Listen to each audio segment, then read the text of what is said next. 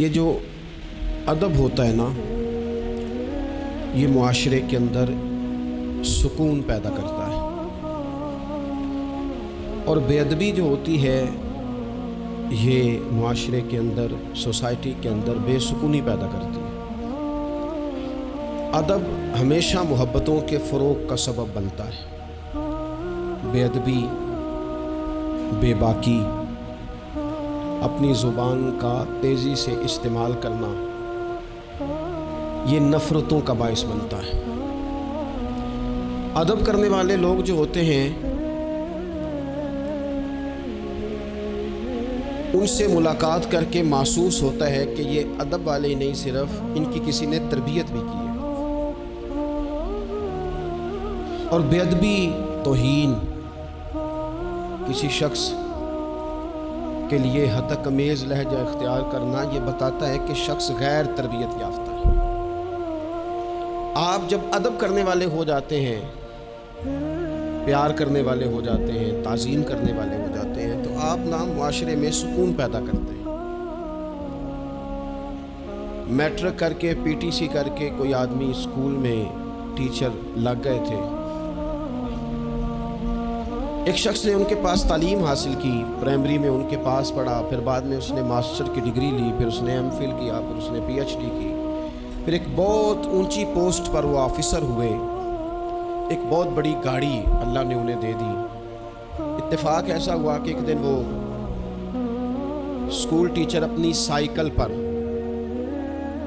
Retire ہو گئے ہیں لیکن بڑی تنخواہیں نہیں ہوتی تھی پرانے زمانے میں اساتذہ کی، اب تو پھر بھی کچھ حوصلہ افزا معاملات ہیں۔ تو وہ ٹیچر اپنی سائیکل پر سمجھیے آ رہے ہیں گاؤں سے، اور ان کا وہ شاگرد جو کبھی کسی سن میں ان کے پاس پرائمری میں شاگرد رہا، وہ بھی آ رہا ہے گاؤں واپس، لیکن وہ پجاروں پہ آ رہا ہے۔ وہ ایک بڑی گاڑی پہ، 1.5 کروڑ کی گاڑی پہ بیٹھا ہے، اور وہ گاؤں آ رہا ہے شہر سے۔ اس نے جب سامنے دیکھا نا میرے استاد صاحب آ رہے ہیں، اس نے گاڑی روک دی، نیچے اترا، استاد جی کو سلام کیا، پھر کہا استاد صاحب یہ بچہ جو ہے نا یہ آپ کا سائیکل لے آئے گا، میں آپ کو اپنی گاڑی پہ نہ لے جاؤں جہاں آپ نے جانا ہے، پھر میں گھر چھوڑ دوں گا۔ استاد صاحب نے جانا اپنی سائیکل پہ ہی ہے، شکریہ ادا کیا، دعائیں دیں، بیٹھے اپنی سائیکل پہ ہی۔ اس نے نہ نذرانہ دیا انہیں، نہ تحفہ دیا ہے، نہ پیسے دیے، نہ ان کی پینشن میں اضافہ کیا ہے، نہ انہیں بڑا گھر لے کے دیا ہے۔ کیا کیا اس نے؟ ادب کیا ہے، اس نے اپنے استاد کا احترام کیا ہے، اس نے ان کی تعظیم کی ہے۔ نتیجہ اس کا کیا نکلا کہ استاد صاحب جب دوبارہ اس سائیکل پہ بیٹھتے ہیں نا تو انہیں محسوس ہوتا ہے میرا سائیکل تو پجاروں سے مہنگا ہے، اس لیے کہ پجاروں والے تو اتر اتر کے سائیکل کو سلوٹ کر رہے ہیں، انہیں یہ فیل ہوتا ہے کہ یہ مہنگا ہے۔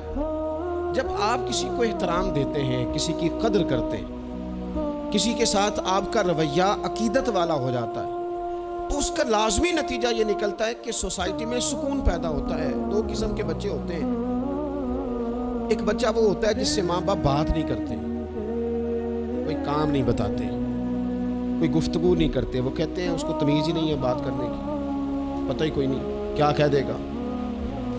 وہ بیٹا ہے، وہ ہو سکتا ہے اس کی وہ کسی کے سامنے شکایت نہ کرے، لیکن وہ اسے کوئی کام نہیں بتاتے۔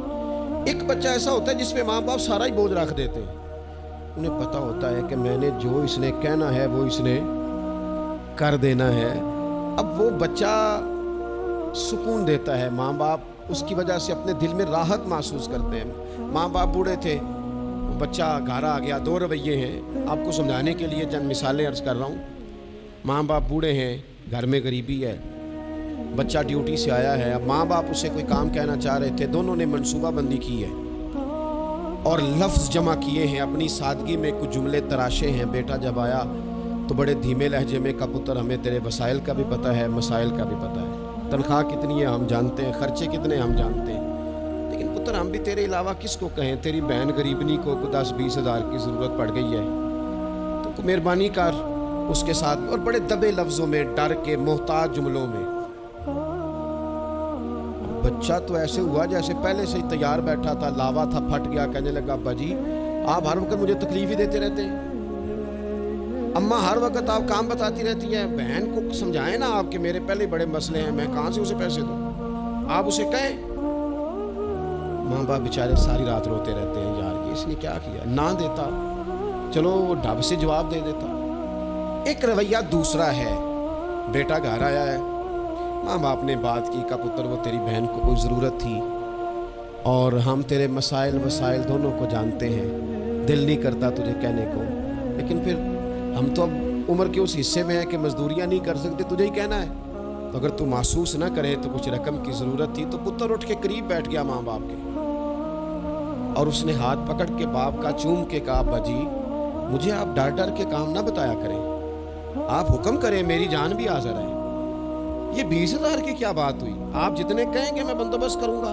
और बहन को भी आप ये कहें कि वो डरा ना करे, वो इस घर के हिस्सेदार है, ये उसका मेका है, यहाँ तो फखर से आ सकती, नाज से आ सकती है, उसे वो जब आएगी दरवाजा खुला मिले, जब आएगी भाई की शफकत मिलेगी। बहन ने भाई पे नाज नहीं करना तो किस पे करना है।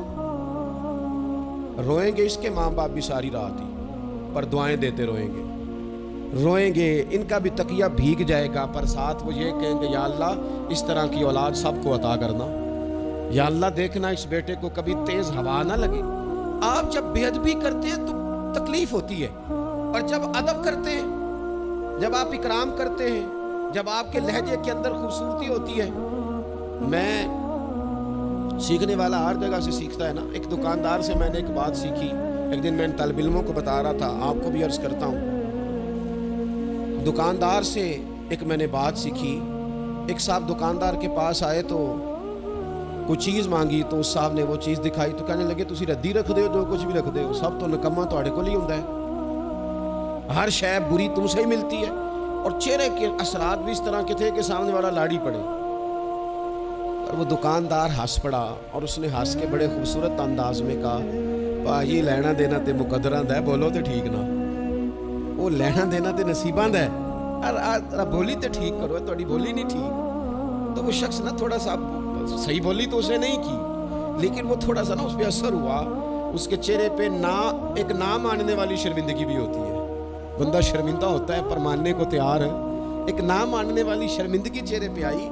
तो आप जब अदब के दायरों में रहते हैं, जब आप का तयन इस तरह का आप अपनी ज़िंदगी में तय करते हैं कि मैंने बेअदब नहीं होना, और सामने वाले का लहजा बेअदबी वाला हो भी तो नहीं होना, तो फिर आप कुछ और बन जाते हैं। मेरे रसूल पाक सल्लल्लाहु अलैहि वसल्लम ने अदब की तलकीन इन लफ्ज़ों में की कि उस तलकीन में ताकीद बड़ी पाई जाती है। अल्लाह के हबीब ने फरमाया, जो छोटे पे शफकत न करे और बड़े का इकराम न करे, उसकी सज़ा क्या बयान की। फरमाया, मल्लम यरहम सगीरना वलम युअक्किर कबीरना, जो रहम न करे हमारे सगीर पर, इकराम न करे हमारे कबीर का, हमारे बड़े का, उसकी सज़ा क्या है। फरमाया, फलैसा मिन्ना, वो हम में से है ही नहीं, हमारे में से नहीं है वो। उसने जो अदब का खास हुस्न हमारे दीन ने दिया है, जब उसने फॉलो ही नहीं किया तो फिर वो हम में से। और अदब से मुराद सिर्फ खुशामद करना नहीं होता। बाद लोग समझते हैं कि ठीक ठाक खुशामद करो तो अदब वाले हैं हम, और बाद लोगों को खुशामद का नशा भी लगा हुआ होता है, तो खुशामद अच्छी करें तो वो भी कहते हैं बंदा बड़ा बाअदब है। मैं अक्सर कहता हूँ हाथ चूमना भी अदब नहीं। अदब तो ये है कि आप किसी का जब भी जिक्र करें खैर के साथ ही करें।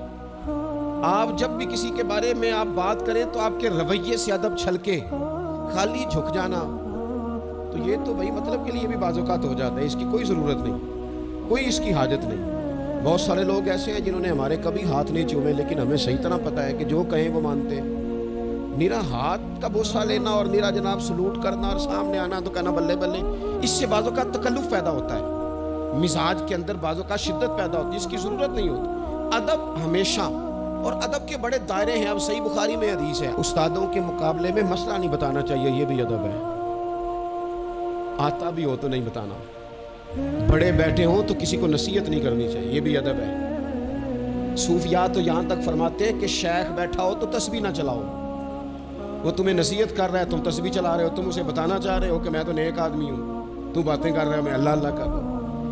अदब के जो मेयार दीन ने तय किए उनको आप देखें। अपने बुजुर्गों के सामने आपको मसला आता भी है तो ना बताएं, आप अदब का माहौल बनाएं, आपकी तबीयत अदब वाली हो, ज़ौक़ अदब वाला हो, मिजाज अदब वाला हो। हज़रत अब्दुल्लाह इब्न उमर, ये सही बुखारी में हदीस है, حضرت عبداللہ ابن عمر رضی اللہ تعالیٰ عنہ کہتے ہیں میں نبی پاک علیہ السلام کی بارگاہ میں حاضر تھا اور کبار صحابہ بیٹھے ہوئے تھے، بڑے بڑے جید لوگ، کہتے ہیں بڑے بڑے اکابرین صحابہ بیٹھے تھے، تو حضور نے سوال پوچھا۔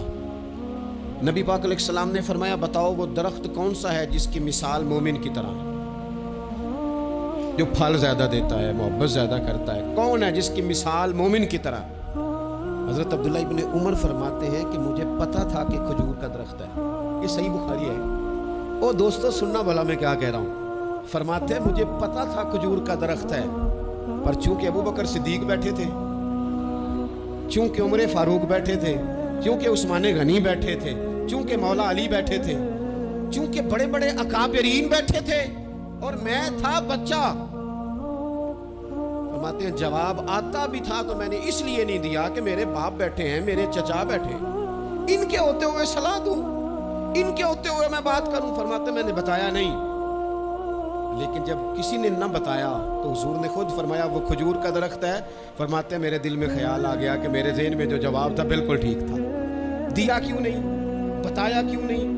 جواب آتا تھا پھر بھی نہیں بتایا، اس لیے کہ بڑوں کا ادب قائم رہے، بڑوں کا مزاج قائم رہے۔ لیکن یہاں تو بھائی استادوں کے ہاتھ سے 1 منٹ میں نکل جاتا ہے سارا کچھ۔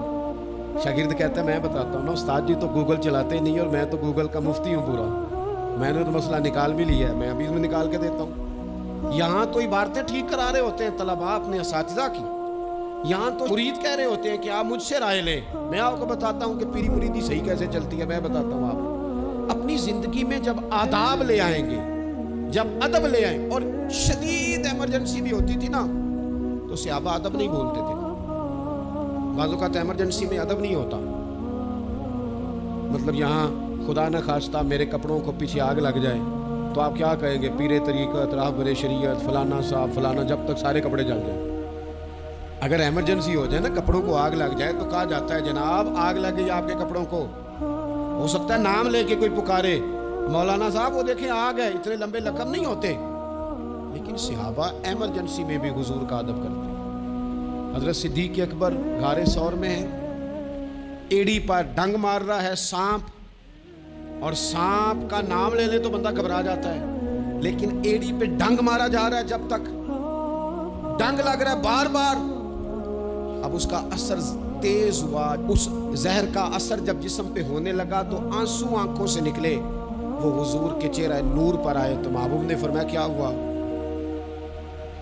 کہنا چاہیے تھا نا سانپ سانپ سانپ سانپ۔ حضرت صدیق اکبر ادب نہیں بھولے، کہنے لگے فدا کا ابی و امی یا رسول اللہ، حضور میری ماں بھی قربان، حضور میرا باپ بھی قربان، فدا کا روحی و قلبی یا رسول، حضور میرا دل بھی قربان، حضور میری روح بھی قربان، یا رسول اللہ وہ سانپ نے ڈس لیا مجھے۔ ادب نہیں بھولے، وقت بدلنا ہے تو بدل جائے، لیکن آداب کبھی بھی امت کے ہاتھوں سے جانے نہ پائے، آداب کا ہر وقت خیال رکھا جائے، ہر وقت خیال رکھا جائے۔ آخری بات آج آپ حضرات کی خدمت میں عرض کرنی ہے، ہر جگہ ضروری نہیں کہ کوئی تنقید کا پہلو ہی نکالا جائے، ہر شخص کی نیت پر شک کی کیا جائے، یہ ضروری نہیں۔ ایک ذہن بنا لیں، جو بھی رسول اللہ صلی اللہ علیہ وسلم کی بات کرے، عقیدہ اس کا ٹھیک ہو، دین کی بات کرے، قرآنی تعلیمات کی بات کرے، وہ کوئی ہو، کوشش کریں کہ جو خیر کی بات ہو اس میں خیر کے ساتھ سپورٹ شروع کر دیں۔ ہم نے بہت زیادہ جو گروہ بندی شروع کر دی، اس سے تھوڑا سا اپنے آپ کو اوپر لے کے آئے۔ اقبال بار بار روتے تھے، کہتے تھے فرقہ بندی ہے کہیں اور کہیں ذاتیں ہیں، کیا زمانے میں پن پنے کی یہی باتیں ہیں۔ کہتے تھے کیا اس طرح ہم آگے جائیں گے، کبھی برادریوں کے بت اور کبھی جماعتوں کے بت۔ تھوڑا سا نا اپنے ذہن کو بڑا کریں، اور دین کی بات آپ کو لگے صحیح کہ بندہ کچھ ٹھیک ہے، آپ نے بندے کی سپورٹ کرنی ہے کہ دین کی بات کی سپورٹ کرنی ہے؟ کوئی بھی کسی بھی رنگ میں جب حضور کا تذکرہ کرے، وہ حضرت ابراہیم علیہ السلام نے سنا تھا کہ وہ کماد کے کھیت سے، گنے کے کھیت سے کوئی اللہ اللہ کر رہا ہے، تو حضرت ابراہیم پہنچ گئے، وہ فرشتہ تھا انسانی شکل میں، فرمایا رب کا نام پھر سنا، اس نے کہا میں سارے اونٹ لے لوں گا، فرمایا تو نام لینا تو اونٹ سارے ہی تیرے۔ پھر تھوڑی دیر کے بعد چپ کر گیا، حضرت مفتی احمد یار خان صاحب رحمۃ اللہ نے اس کو لکھا ہے، دوبارہ سنا تو کہنے لگا ساری گائیں لے لوں گا، فرمایا ساری تیری ہوئی، نام دوبارہ سنا، نہ علمہ وچ پھسا سانو تو یار دی گل سنا سانو، وہ سارا کچھ دے دیا۔ فرشتہ عرض کرنے لگا مالک یہ تو تیرے نام کے سچے عاشق ہیں، یہ سچے دیوانے تھوڑا سا نا اتفاق کرنے کی کوشش کریں، اپنے آپ کو تھوڑا بڑا کر لیں، میچور کر لیں۔ جب لوگ انسانوں کی بجائے نظریوں کو سپورٹ کرنے لگ جاتے ہیں نا، ہم شخصیات کے نہیں نظریات کے قائل ہیں۔ جب نظریات کو ہم سپورٹ کریں گے، دین ایک نظریہ ہے اور نظریے کی سپورٹ کبھی نہیں چھوڑنی چاہیے۔ نظریہ ہمیشہ نظریہ ہوتا ہے، جٹ ہو کے، بٹ ہو کے، ارائی ہو کے، فلاں ہو کے، فلاں ہو کے بڑا جی لیا، اب کچھ مسلمان ہو کے بھی تو جینا چاہیے کہ نہیں؟ یار صحیح بتاؤ، کبھی اپنا تعارف بتایا ہے کہ ہم رسول اللہ کے غلام ہیں؟ یہ بھی تو تعارف ہے نا ہمارا، یہ بھی تو بتانا چاہیے۔ آپ کون ہیں جناب؟ کہتے میں تو گجرانوالہ کا رہنے والا ہوں۔ آپ کون ہیں جناب؟ میں تو جناب گجرات کا ہوں۔ بھئی آپ یہ کہیں میں رسول اللہ کا غلام ہوں۔ حضرت سلمان فارسی سے کسی نے کہا نام بتائیں، کہنے لگے میرا نام اسلام ہے۔ کہا آپ کے والد کا نام؟ کہنے لگے اسلام ہے۔ کہا دادا کا نام اسلام۔ پوچھتا جاتا آپ اسلام بتاتے جاتے، اس نے کہا جناب یہ کیا بات ہوئی؟ فرمانے لگے میرا سارا کچھ ہی میرا دین ہے۔